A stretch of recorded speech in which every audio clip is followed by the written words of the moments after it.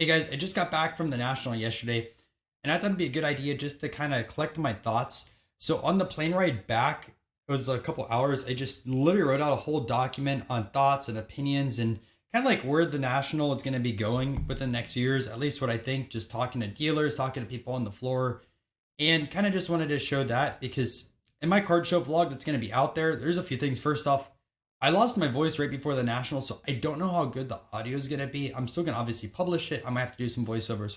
We'll figure that out. I haven't even started editing that one yet. And also, like, I show what I buy and also sell in those type of vlogs, but I don't really talk per se like what I see going on in the show. And I do think this information would kind of be valuable. Just throwing it out there. Now, I'm not going to make this like a crazy edited video. That would take quite a while. I mean, in fact, the notes on this did take a while. But I think I'll maybe doing these when I travel a lot more. That way I can do something on the airplane rather than sleep or read a book and build a video or a video series out of it. So with that being said, I'm going to reference my phone quite a bit just because that's where I kept all my notes. And they're pretty much bullet points, but we'll go over each one. So the first one is like different improvements that I think that the National could go through. And I know their Fanatics is making their own event. Someone mentioned that Fanatics is looking to buy the National. I don't think that's the case because the National was just purchased. Now, could the new owners of the National flip the National? Technically, they could to the Fanatics, but they do run their own shows. I don't think that's going to happen unless they just completely buy them out overall, which they do have some pretty large shows, so it is possible. But we'll talk about that a little bit later. So my first is going to be on the improvements, which I have 12 pretty easy improvements, I would say, on here. So the first one that I thought in general was the National. It was way too hard to navigate this year. And just in general, there's so many booths in corporate areas, it got lost. So like, for example, when I first went to the show, I was looking for some corporate booths because I had to drop off stuff, both the ComC and also grading.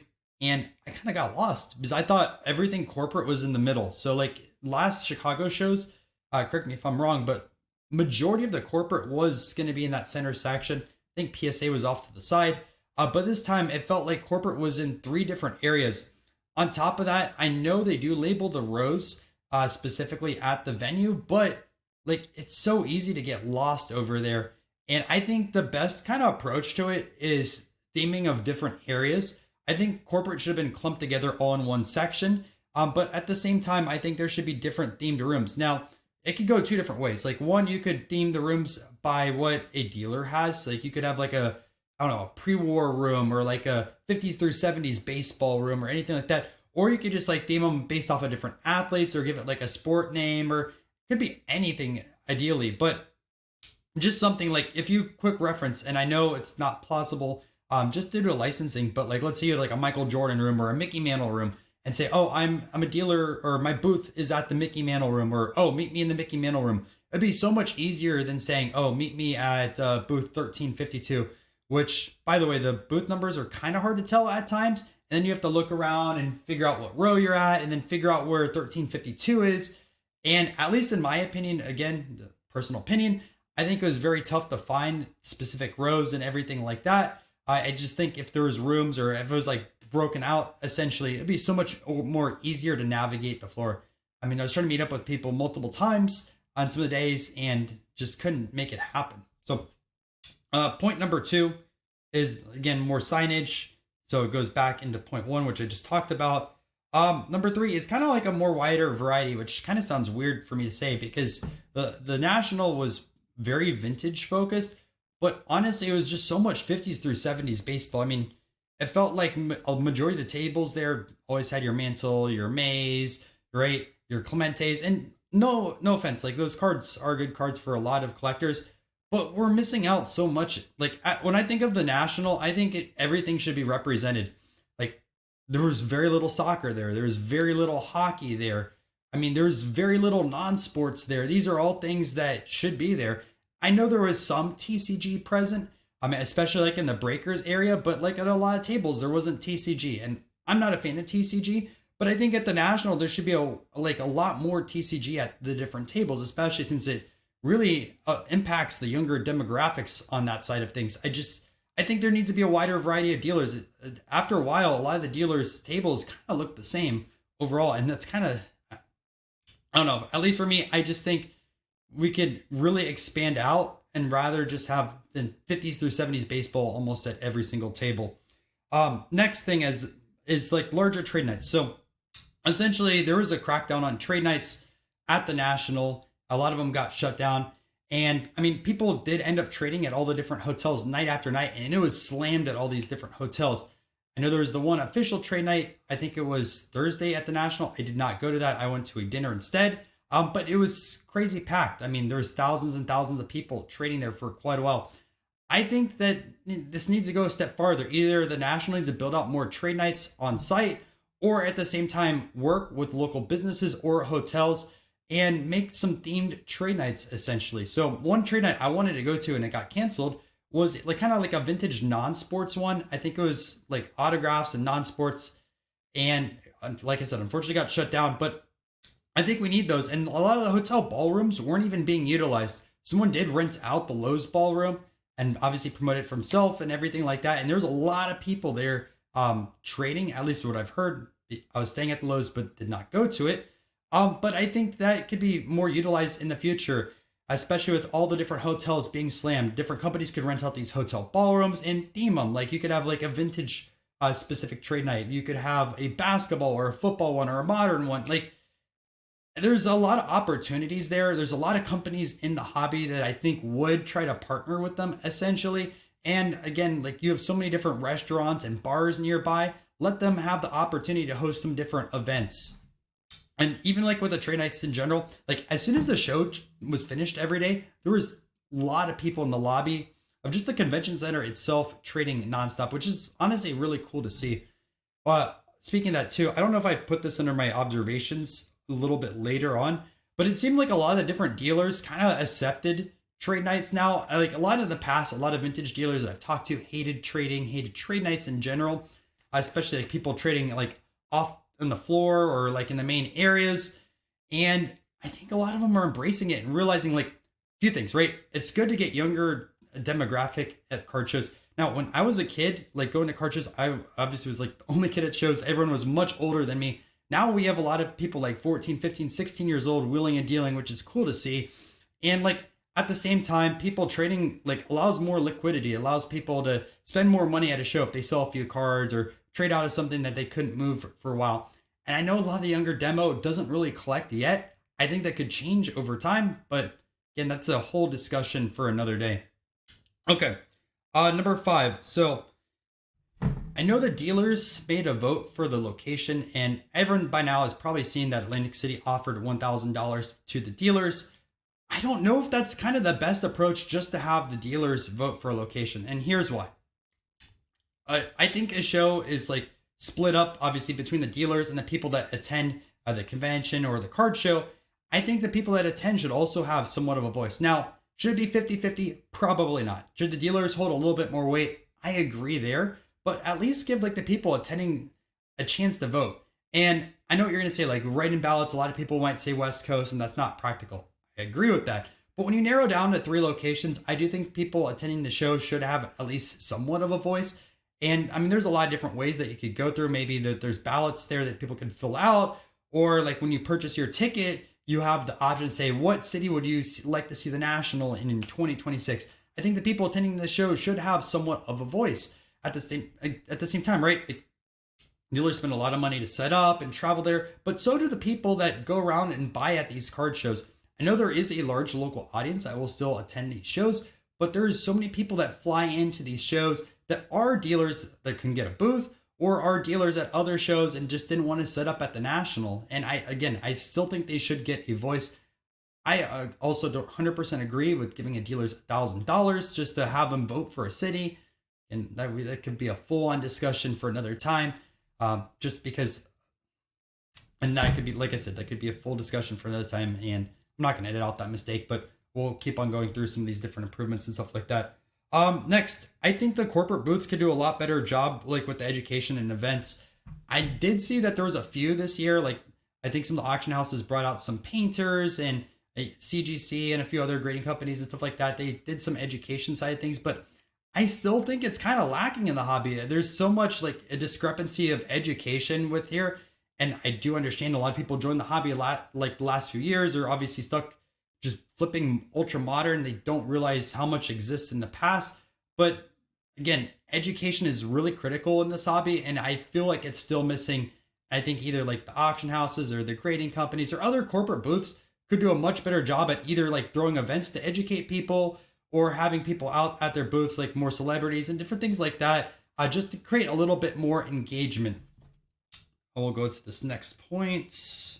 All right, so improvement number 7, and we've heard a lot of people talk about this, but the lottery system for the national.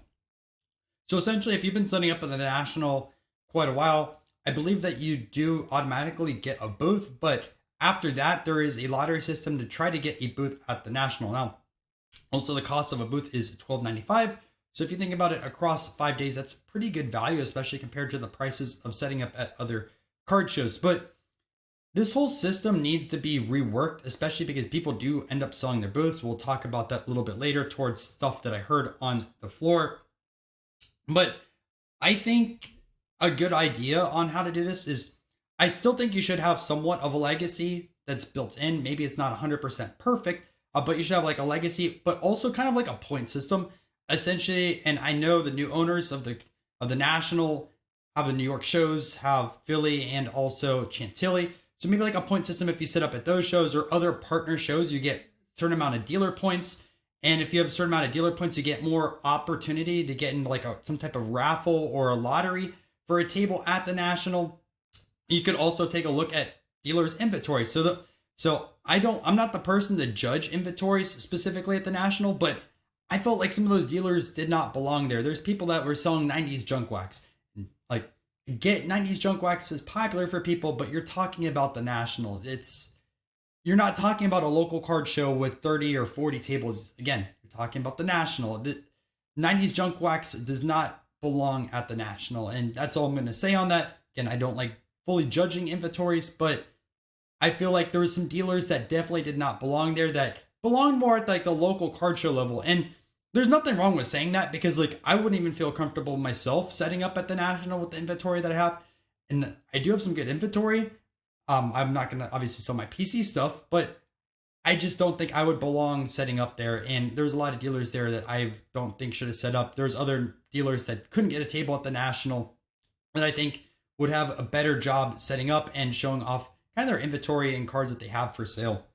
Another point, like a way that we could also solve the lottery issue is like, what if the national kind of split up different sections? Like, instead of selling a full booth per se, what if they had an opportunity to sell like a showcase or like half of a booth? So maybe not everyone can bring their full inventory to the national that wants to set up as a dealer, but you could have at least like one showcase and charge by a showcase price, and maybe they can make more money. So like instead of charging $13.95 for a full booth, you sell 4 showcases. I assume 4 or 5 would be able to fit at $400 or $500 a pop. Now you're looking at, let's say 4 times 500. Now you're looking at $2,000 for that table space instead of $13.95. And now you have 4 people that wanted to attend the national that might have some inventory show up, rather than only having 1 person and 3 people kind of upset they didn't go through the lottery system. Again, an idea that I threw out there. Or if you wanted to split it up with 2 people, let's say it's like $800. So now you're at 16 instead of $12.95. And just an idea that I threw out there. I don't know how practical it is, but could work, right? Okay. Next one. There's really no pamphlets or ways to know everything that was going on at the national. I think an app could solve that as well. More displays or signage, or even like a pamphlet. Again, it's very tough to know what's going on unless like you actually talk to these companies or like word of mouth to figure out what events were going on throughout the national. And also for like the signings, like at other events, for example, Philly and also Chantilly, they have an announcer that says who is signing and at what time. Like, hey, you need to get in line right now for the signing. There was none of that happening here at the national. So I think that definitely could help. Just have an announcer going over stuff, or an app, pamphlets, or anything like that, on that side of things. Another thing, no cross promotion. So in Chicago, we have a lot of different sports teams over there. Now, I don't know for sure if the Cubs or the White Sox were in town, but I just feel like that's a missed opportunity, especially for such a baseball-focused show. And I can see the argument saying, well, you know, the National wants to have people just spend money at the National or around that area, and they don't want them to leave the area and everything like that. But at the end of the day, we're all sports fans. I do think there could have been some type of partnership with any of the baseball teams within the area. And again, just an opportunity that's out there. One thing that really helped out at the National too is kind of like carpeting or mats at some tables. So Uncommon Curator had some mats, at least on the dealer side. And I was over at the booth talking after a while, but like it felt really good. I think like just a quick small improvement. And again, I don't know like how practical it is for the National to either A, throw carpet everywhere, which again, very expensive, or B, just throw mats at some of the different tables. Like so you have some cushioning on your feet when you're looking at cards, especially with how much you're walking. Now, there are some people that posted like Strava segments or also their watches and showed that people were walking anywhere from 4 to 10 miles every single day at the National, just kind of depending on how active you are. I would agree on that sense about that mileage, but I do think some mats or flooring would be a lot nicer at the end of the day. And lastly, another improvement that I think could happen is just like the branding of the National itself. So like other, like I wouldn't say full trade shows, but like when I've run marathons and different things like that, at some of the different convention centers, they have like really sweet wall art. They have a bunch of different types of shirt options that are kind of cool. Like this didn't have a convention, but this is an ultra shirt. Like this is really pretty cool shirt. But at the end of the day, the Nationals branding and like shirts that they had for sale were very, very bland. And I get they have like kind of like the arches that are in front of the venue that are kind of iconic, but like with how many artists there are that are designing cards and also just hanging around the National, they could build out something really, really nice and have a different art piece every single year, have a few different shirts, have that wall art. And that way people can post that wall art all over their social media stories like other larger conventions have, and actually sell quite a lot of shirts, because I didn't see a ton of people buying shirts. Don't get me wrong, there could be people that are buying them, but again, very, very bland design. Spend a little bit of money, build out a cool line of merch for the card shows, and people would be wearing National shirts elsewhere. At least that's my own assumption on that. All right, so now we're going to talk about a few different things that I saw throughout the National, and I have about 17 different points. I talked about some of the other points a little bit earlier, so I'm not going to double up on them, or at least I'm not thinking I am, but if I do, I apologize on that. So number one is like talking to dealers about where they're voting for, at least for the 2026 National. So as of now, the vote is not public, but I talked to quite a few different vintage dealers, and this is what I got from the breakdown of things.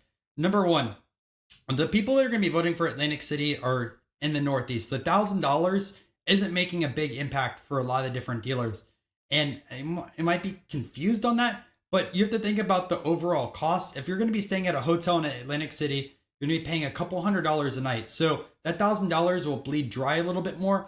And also with a lot of people saying that they're not going to go to the National, which we'll address that a little bit later, they could lose some sales. I mean, if you lose one pretty big customer, let's say someone spends $2,000 at your booth every National, and again, I don't know profit margins on some of these dealers. Sometimes you get some really great collection buys and you have great margins. Other times you don't. But you're going to be losing some money on those larger transactions, especially if it's multiplied out. I mean, if the National loses 20 or 30% traffic and you get a lot of sales from that demographic that did not decide to show up, you could lose more than $1,000 there on top of all the hotel expenses, on top of traveling to Atlantic City. It's not super easy to get to. And then also like the entertainment option, like Atlantic City is not that good of a venue, but for the people that are in the Northeast, it makes sense for them, especially a lot of the New York crowd. It's really easy to get to Atlantic City. But a lot of the Midwest dealers that I talked to 100% want to stay in Chicago. And now the third choice out there was Atlanta. And it seemed like almost all the dealers I talked to did not want to go to Atlanta. Now, it could be some bias because I talked to mostly vintage dealers, and a lot of vintage dealers are located in either the Northeast or also the Midwest. Those are some of the different hot spots on that side of things. But there's a few reasons why people didn't want to go to Atlanta. Number one, driving distance. It's really far to drive to Atlanta rather than Chicago. And number two, the heat. So a lot of people complained about the heat in Chicago, but Atlanta during summer, they all said, oh, it's going to be way hotter down there. And also Atlanta hasn't hosted a National in a very long time. I think it was the 90s, if I remember correctly, talking to a few people, that's when Atlanta was. And feel free to correct me if I'm wrong in the comment section down below. But it just seemed like overwhelmingly, no, did not want to go to Atlanta. It was mostly, let's keep it in Chicago. And for my own personal opinion, I think the National should be in Chicago every year. I think it's a great meeting spot. I know people on the West Coast are going to complain, but if you look at the majority of where like a lot of the national dealers are, they're Midwest or Northeast. And I think that's where it should stay. Also, Chicago is super easy to fly into, whether you're on the West Coast or also on the East Coast. Combine 2 and 3 together, but dealers started subleasing their booths on Saturday and also Sunday. There was a good amount that decided Friday was the last day at the show, and new dealers came in for those last 2 days. And I know the National is going to start trying to crack down on it. We're going to talk about this in the rumors section after I go about what I saw. But a lot of dealers decided Friday would be the last day. And I would talk to a few different people, like what would kind of be the best approach to it. So a few different dealers suggested maybe extending the hours on Saturday and having no show on Sunday, especially since Sunday was kind of the slowest day. Now, don't get me wrong, I did see a lot of sales happening. I think what happened on Sunday is the people that were around all week and were like iffy on some cards decided to come back and purchase some stuff, especially like on more on the niche side of things. But in general, like the traffic was definitely slower. Thursday was slammed when I was there. Friday was slammed.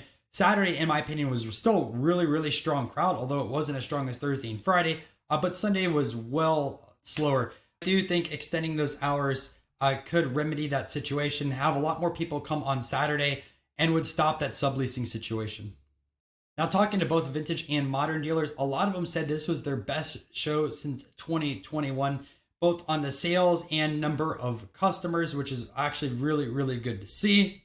On top of that, like walking around, I think a lot of the dealer prices were better than they were in the past with other national card shows. Now, I will have a caveat on there. The super, super niche and like rarer stuff, I did notice that things were maybe 2, 3, or 4X on it. Just to give you an example, there was a Hess that I wanted and also a Mayo baseball card from 94. And if you're not familiar with those different sets, don't worry about it. Just know they're pretty scarce and you don't see them all the time. And essentially one was like $1,300 or $1,400, where like the last few sales over the last few years, like $600-700. Another one was asking, I think it was like $5 or $6 grand when it sells about between $2,500 and $3,500. Again, I get it, right? Especially if you brought out your own personal collection and you don't want to sell the card. But you do have that museum aspect of it where people do complain about it. So I think on like the widely available cards, the prices were way better this year at the National. But when you get into those like super niche or super hard to find cards, they were still kind of out of this league and you couldn't really make deals for them. Now on the autograph signing side of things. So if you guys know Steven on the channel, he wanted to get a Kareem autograph and could not get it at the National, even though he bought his ticket. So I'll just kind of tell you his experience and then also some other stuff that I saw on social media. Again, I always say like take social media with a grain of salt, but the experience kind of lined up with what Steven had to deal with. So Kareem did signings for 2 different days. Essentially what happened is they prioritized rookie card autographs because they were charging more for it. Again, I get it from a business perspective and everything like that. It makes sense. But at least from what I understand is they decided to change some of the rules based off of the rookie card autographs. So what would happen is Kareem would sign in a card and then essentially the agent would decide the grade on the card and that's what someone would get charged. Now there's a huge flaw on that because the agent or whoever was assigning the grade was not a professional grader and people were arguing over the grade. So essentially what ended up happening is whoever was deciding the value of the card or the grade was overgrading things and people were arguing like, no, look at the flaws on this rookie card. This is not going to be a 5 or a 6 or a 7. Like this is a 3. And the arguments would cause the line to slow down or not even move at all. And I get the arguments because you're getting charged a lot more money, especially on the grade of the card or whatever it is. At the same time, also cards were deemed to be fake.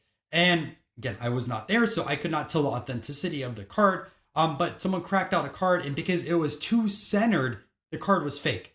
And oh man, you could go on a ramble on this one, but at the same time, like I don't think this is the way that signing should go. I think a fixed price for signing an autograph is, again, I get it from the business perspective, maximize every single dollar, but that definitely did slow down the line. And from what I've heard is like very few or not really many other cards were signed besides the rookie cards. Again, Steven was there both, I think it was Friday and Saturday, almost spent like 7-8 hours in line, just not to even get an autograph. And he had like a rare 1972 Kareem card he wanted to get autographed, but it just did not happen. He ended up having to get a refund, which there was quite a long refund line for people going over there to get refunds for their autographs. And also someone posted on Instagram, I'll post it on here too, that their card got damaged as well from the signing. Again, I don't know if that happened or not, but at least so you guys can kind of see that side of things. Just walking around, I did mention a little bit earlier, but easily the most packed national, and the national did confirm it. There's just a small note, but that was before that tweet ended up going out. For me personally, I felt kind of fatigued and done with cards on Saturday. Now, usually when I go to card shows, it's either one day in and out, or I'll spend 2 days. Maybe I'm just a little bit tired from going to card shows all the time, or maybe just kind of overwhelmed just seeing cards nonstop over the last few days. But I didn't really want to buy cards after like midday Saturday. I was kind of like, all right, I am done. I still had midday Saturday and also Sunday. I'm sure other people felt the same. And if you're there at the National multiple days, let me know. But at least in my own personal opinion, I was like, I'm carded out on Saturday. Again, just like 3 people deep at tables on Thursday and Friday. We already talked about that. On the fake side of things, so there is a scammer going around trying to sell a fake 86 Jordan. And I'll tell you essentially what he did. So he had an 86 Jordan that was a PSA 10, and he was trying to sell it to different dealers for $3,000. Now, this guy is not smart. So the PSA 10 Jordan, I think, is $200,000 or $300,000 right now. Don't kill me if I'm wrong. I don't really follow that market, but just from seeing different videos, people talking about that card, declining value, whatever, right? It's an expensive card. It's not $3,000 by any means. I think even like 7s and 8s are like 5 figures or so. But regardless, trying to pass it off to multiple dealers. So just as a perspective, this card has been sold, like fake Jordans and PSA slabs have been sold, and they're fake slabs, by the way. I should also mention that at other card shows. Like there's stuff that was going on in Florida. There's stuff that was even going on at like Philly, California shows, Vegas. Like people were trying to pass this off. Now in the past, just because I've experienced, I really investigated this in the past, but they were passing off like PSA 4s, PSA 5s, PSA 6s, and people weren't really feeling the texture of the slab, and they were trying to sell it off anywhere from like 60 to 70% comps, which is more realistic. This guy wanted $3,000 for a 10. I mean, it's an obvious scam, but just do your own research and be very careful when you are buying an 86 Jordan, because it's such a counterfeited card. Even people going all the way and make fake slabs to try to sell you that card. So always like investigate the slab, investigate the card within the slab.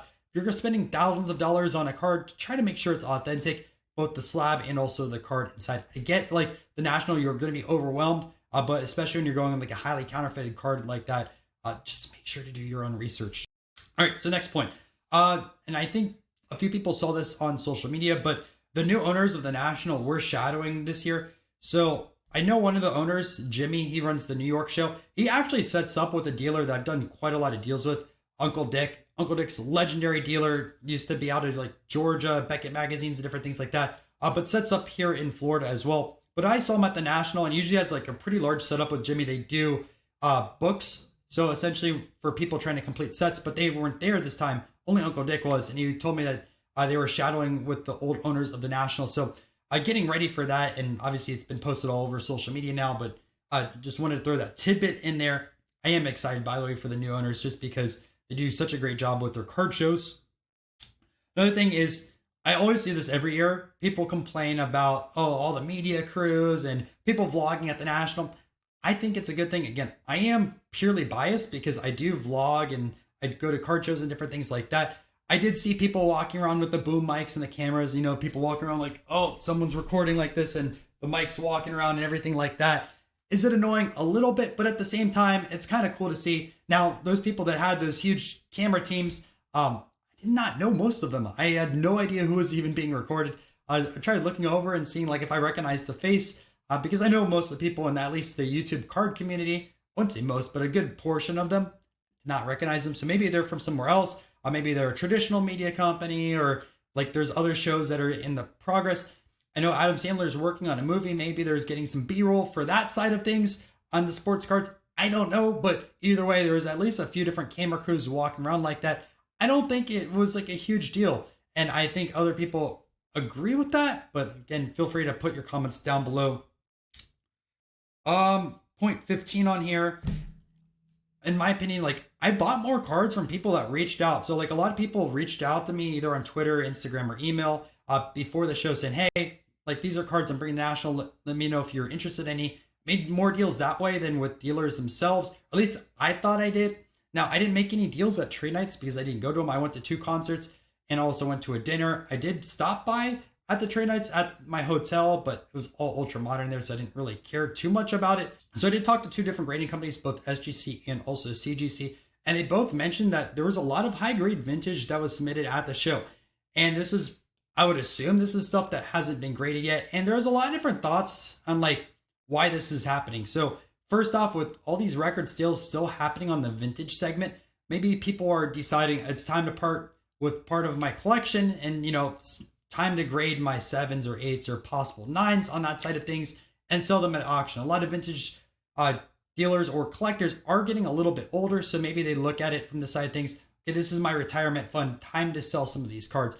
The economy isn't great right now, so they've had stuff for a while. Decide it's time to get this graded and also sold. But there's also the possibility of things being passed down. And with a lot of vintage collectors being a lot older, maybe someone passed away and the kids now have the cards. And because they were so well preserved, now they decided to get them graded at the National. So there's a lot of different cases on why this could be happening. But it is interesting to see like how much high grade vintage is still out there. I always tell people 50s through 70s baseball is not rare. Maybe a little bit in high grade, but most of the stuff you can find at any card show. It includes the 52 Mandel, which in my opinion is a way overrated card. It should not be $30,000 in a 1. I think it'll go down, but that's at least my opinion. And if you guys want a full video on that, just let me know. I think it'd be kind of interesting to talk about that, but I don't know. It's so plentiful. And lastly, and I think I did mention this with trade nights, but it seemed like a lot more of the vintage dealers are starting to accept like trade nights are good for the hobby. No, in the past few years, a lot of people turned like a negative eye to it, like, oh, trade nights are horrible. But they're starting to realize like this is good. This is bringing people out to the show. People are enjoying it and having fun, which that's what card collecting should be, right? You should have fun with it. It should not be like a full-on business, like looking at everything like at the next dollar. Have fun with sports cards, right? Or non-sports cards or whatever you end up collecting. All right, so here's the rumor section.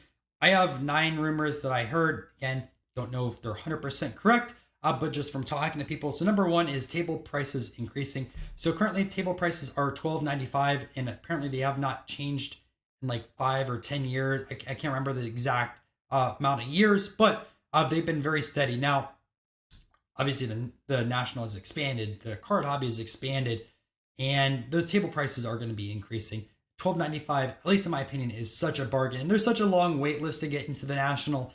So it makes sense. We have overwhelming demand for these booths. They're still at $12.95. That needs to be changed. The other thing that's going to be changing with the booths is kind of like where the booths are at, pricing based around that. Someone that is in the far back of the National should not be paying the same exact price as someone right next to the entrance, because people walk in, they'll spend money early on, or even sell cards early on. So there's going to be some pricing, at least what I heard, changing on that side of things. Maybe a booth in the first row of the National is $5,000 or $10,000 instead of $12.95. So be on the lookout for that to happen. Next thing is badge crackdowns. So what's happening is a lot of different dealers are ordering extra badges and kind of handing them out to their friends. Now, I just wanted to show you guys some quick math on this to show you like how much money is actually on the table if badges are cracked down. So let's say there's 300 extra badges that are given away and someone spends $150 to go to the National for a week. That's $45,000. Doesn't seem like a lot. It could be way more than 300 badges given out. 600 is going to be $90K. So it really starts scaling up pretty fast depending on how many badges are given out just on that side of things, where the National isn't really getting any money on it. So again, no idea how many extra badges are there, but it seems like there's a decent chunk of change there. Also, the new National team is working on improving the tech at shows, especially like what's going on with Cleveland trying to upgrade the Wi-Fi and different things like that. The Cleveland show is going to be a lot smaller than the Chicago show. So Chicago had a few extra rooms and like it was hard to navigate. Cleveland is apparently going to be one room. I'll try to put up the graphic right now if I have it. And there's going to be a lot less dealer booths on that side of things. Also with Cleveland, there's no hotels nearby the venue. So they're all a little bit. So it'll be interesting to see kind of like how that impacts trade nights. Are we going to have segmented trade nights by all these different hotels? Are we going to have some companies try to sponsor their own trade nights? Like I mentioned earlier, I think it'd be a really good idea. I don't know. We're still a whole year out. So it'll be interesting to see. Other thing was kind of cool, or I wouldn't say cool, but I didn't see Zero Cool there. I think it was last year they had some like Obelisk Tower and a bunch of really cool stuff going on with Stranger Things, but Zero Cool is nowhere to be found. And I know there's been a ton of rumors that Zero Cool is officially dead with Luber out. I think that's the case, right? Why wouldn't Fanatics have Zero Cool at the show? And at least in my opinion, I think the void is going to be filled by a company called Gas. Now, I talked to the Gas owners over there. There's two of them, at least to my knowledge. Dudes are super passionate about non-sports cards, which you love to see it. They collect a lot of historical figures, talk music, talk painters. In fact, they taught me a lot about like painters and different types of artists and that side of things, where I was teaching them a lot of stuff about the music side of things. And again, we both collect historical figures too. So it was kind of cool to talk about our different PCs, show off cards, and kind of share the knowledge on that side of things. I can't talk about everything that they have down the pipeline, but like I can say some of the stuff that they're working on is pretty cool. And if they can expand out essentially what they're doing with music cards, I can't wait to see where that brand expands out over the next few years. It's well needed within this hobby. News breaking. So like, I know there's a few different minor news stories that ended up breaking at the National, especially like ComC building out an app now, and also now partnering with PSA and CGC for direct rating. But I just felt like there wasn't too much on the news cycle that broke at the National. I know everyone says, oh, all the news will break here at the National. I feel like Fanatics Events was announced before there. There wasn't essentially too much going on that side of things. And also like number 8, I know a lot of people said, oh, I'm not going to go to Atlantic City if they have a National there. I don't know. I still think even if their Atlantic City does have a National, I still think a lot of people are still going to go. I think at the end of the day, people will get bored, decide, everyone's going to go there. Atlantic City is a dump, but I still want to go to that card show, and there will be a large portion that go there. I think people are bluffing, but I do agree. Don't put the National back in Atlantic City. All right, so just a few other random thoughts. So I did actually talk to a little bit one of the owners of the Toronto Expo. I think that's what it's called. The big hockey show out there, which is apparently the second largest card show. I do want to head up over to Canada. I think they have their show in November, so I'm going to start taking a look at it. Now, I will say a few things. I'm not a hockey expert by any means. I do know a little bit about pre-war. I know a little bit about 50s and 70s. But I can't go to a show and know all the different names or know all the different variations. Like with baseball, I know it all back of my head. So if I do end up going to the Toronto Expo, I need to brush up a lot more on hockey and start researching it. But that is an idea that's in my head. Like I kind of want to go over there. At the same time, like I know Germany and Australia also have card shows, and France even has a card show now. And like going to the National just makes me think like I want to go more overseas shows. Like don't get me wrong, I love the National. I love seeing like all the different cards there, but a lot of the stuff that I collect is super niche. And just to get more opportunities to see if it is present at those type of shows, I do want to travel. And sometimes it doesn't make sense to go overseas for some of the shows because they are either all ultra modern or like there's very few vintage dealers, but I'll try to make some vacations out of it or something like that and make it over there. Like right now, it's not practical to go to Germany for their card show or France for their card show or Australia. Canada is definitely a lot more practical. It's cheaper to go there. And also, at least I know a little bit about hockey cards. Again, I could learn quite more, but I think it would be cool to travel overseas. Even like Japan has a lot of vintage baseball cards and also non-sports. And it's a pain to get to Japan. I'm all the way here in Florida. So it's a long flight to go all the way to Japan, buy cards and come back. It's definitely something you would take a loss at financially because you're not really flipping any cards to cover travel expense per se. But I think it would be a really cool life experience. So just something then in the back of my head, like I really want to do travel, some of these other things. I know I talk about the 50 state goal and how that'll eventually be done. It's going to take forever. I think we're at 27 or 28 states, but at the same time, I do want to travel international. Number 2, I mentioned earlier, but I think the National should stay in Chicago. It's a good middle spot for everyone, especially the dealers that are there, people traveling to the show, super easy, cheap flights to Chicago. And number 3, are we going to see more of an integration with like Chantilly, Philly, the Hofstra card show, like New York, National? Just because like these new owners own these shows, are we going to get like a road to the National series with those type of card shows leading up to it? Are we going to see more integration with the dealers at those card shows into the National, like a pipeline or a circuit? I don't know, but either way, these are my thoughts on the National. I know this is quite a long video. There's not a lot of complex editing on it, but if you guys did enjoy this, make sure to subscribe to the channel and let me know your thoughts down below, like both on the National and if I should make more videos like this. I know it's kind of ranty, but I wrote notes for like 2 hours on a plane ride and I think it was kind of cool to make. We will have that national vlog out soon. It is going to take a while. I think I'm going to make one vlog instead of a bunch of different videos. And I don't know, we'll probably make a video on all the different pickups as well. Anyways, I'll see you guys in another video.